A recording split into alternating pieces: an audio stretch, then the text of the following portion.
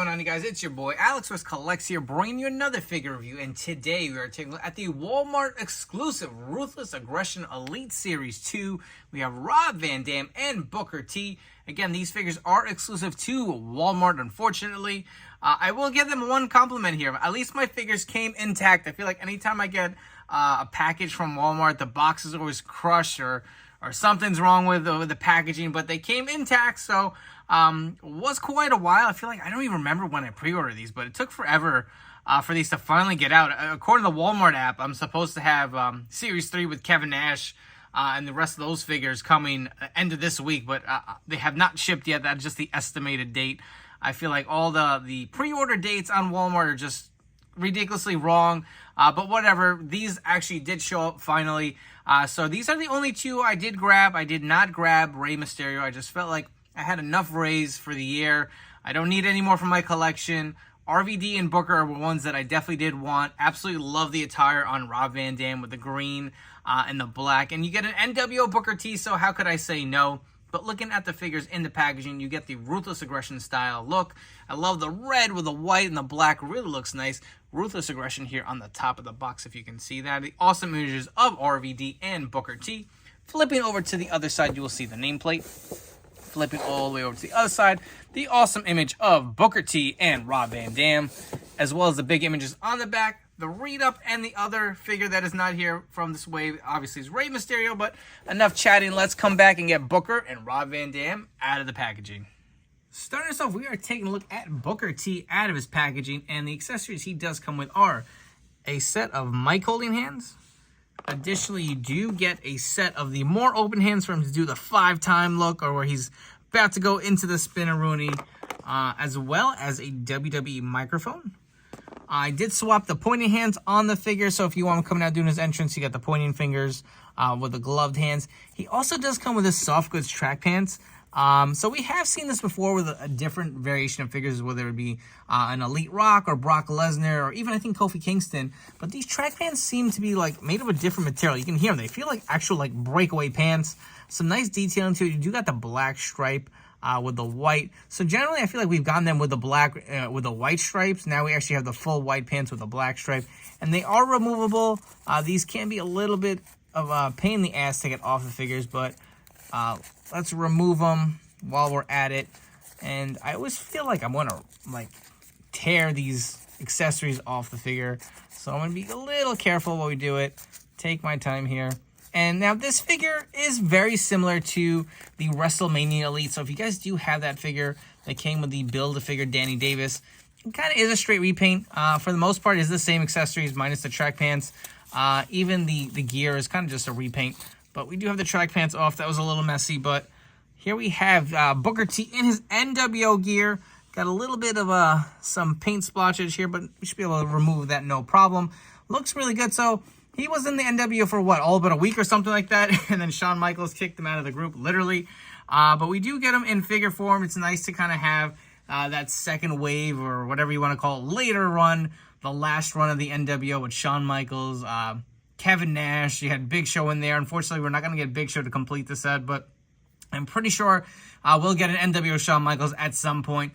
But again, the gear does look great. You got the NWO logo here on the front. Take a look on the side. You can see he's got his shoulder tattoo. Same on the other side. So we have, again, seen this figure before with a WrestleMania Elite. His knee pads are a little sloppy. Let's fix that. Looks like this one's on backwards. Wow. I wonder if that was intentionally on the figure or when I was removing the pants, but get a better look at Booker here, all straightened out. Take a look at the boots. You do see the silver paint over here. It says Booker T. Same on the other side. Nothing on the black on the back, just plain black. The head scan, again, we have also seen before, but we will point out he does have the double jointed pinless elbows as well. Figure looks pretty good. Again, very simple, very basic attire. But I feel like this is one that a lot of people are wanting. For your Booker T comparison, so on the left, we have the WCW Flashback Harlem Heat Booker T. Absolutely one of my favorites still in my collection. Next to that, we have the WrestleMania Elite that I had mentioned before. Again, this figure really is a straight repaint of this figure that was originally released in the WrestleMania line. You can see they do share the same kind of look, same head scan. The tights are, the trunks are just different colors, the white versus the black. Same boots even, same knee pads. So again, just a straight repaint. And on the right, we have a very old figure, the Elite 14 King Booker. Again, all of these absolutely one of some of my favorites in my collection. And I'm really looking forward to an updated version of this flashback Booker T from his WCW days. Maybe right after he kind of left Harlem Heat and went through his singles run. You know, where he wrestled in the tights without the tank top. Absolutely will look forward to an updated version of that with a double jointed pinless arms, maybe the True FX technology. Even this scan is pretty solid. I mean, if you want to remove the hat, that is a great likeness to Booker T, if you ask me. Again, just a great figure. But I did want to bring in the WrestleMania Elite and the Ruthless Aggression Elite, so you can see him up close and see again. Straight repaint, the head scans are the same. Tattoo detailing looks to be the same. Maybe the deco or the paint applications look to be a little different, if you can see that with the blacks. More of a red tone on that one, but boots are the same. Again, decals on them are just a little different. On the back, you will have the Booker T logo versus nothing here. And while this isn't completely accurate, I don't think Scott Hall was part of the group at the time, but we do have some of the Mattel figures from the later run of the NWO. We have X-Pac, Scott Hall from WrestleMania 18, and Booker T. Don't forget, we do have the Walmart exclusive Ruthless Aggression Series 3, Kevin Nash, coming, so this comparison will look a little more interesting when we do that video review down the road. I'm sure Shawn Michaels is eventually coming, but, you know, obviously with the Big Show going to AEW, I don't feel like that figure is going to come out anytime soon. Next up, we have the whole effing show, Mr. Monday Night, Mr. Pay-Per-View himself, Rob Van Dam. And just for the record, yes, I did do the thumbs. You got to do it every time you go with the RVD chant. And he looks absolutely amazing. So the accessories he comes with are a set of mic holding hands. You do also get, of course, the iconic thumb pose. The thumbs come with RVD, as well as the Intercontinental Championship belt. We have seen this IC belt before in the Mattel line. It's got the nice shiny vac finish with the globes. Absolutely love the little blue accents on there. Looks really nice. Absolutely love the gear. The green just pops so much. So you can see the nice color variations. RVD has some of the most, like, Toyota gear, you know, just really does pop. Absolutely love his gear from back in the day all the way to kind of, he's still around wrestling, I guess you can say, current day. Again, just very out there gear that really does pop.